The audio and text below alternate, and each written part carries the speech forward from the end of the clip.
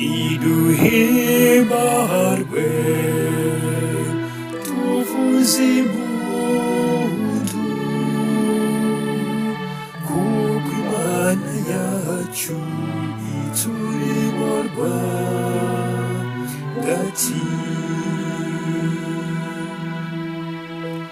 Dore Imana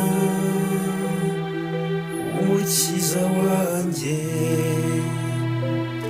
ndamwiringira kandi sinkigira ubwoba, kuko imbaraga zanjye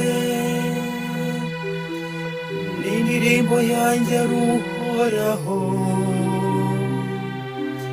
wambereye agakiza.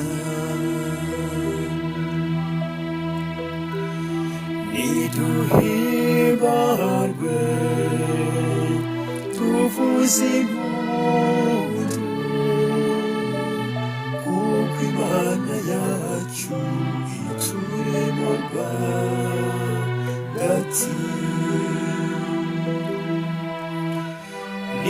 Nimushimire Uhoraho,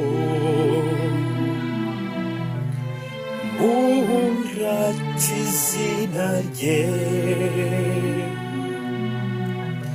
nimwamamaze ibikorwa bye mu mahanga,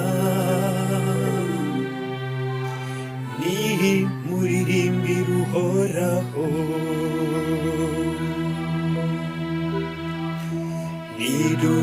Niduhimbarwe tuvuze impundu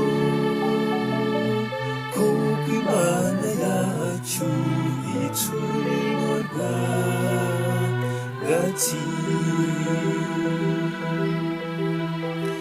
Kuko yakoze ibintu by'agatangaza, muri kuvuza impundu utuye i Siyoni, kuko nyir'ubutagatifu wa Israheli utuye iwawe rwagati ari igihangange.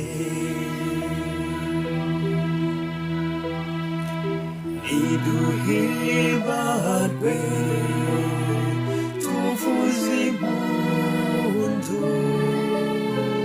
kuko Imana yacu iturimo rwagati.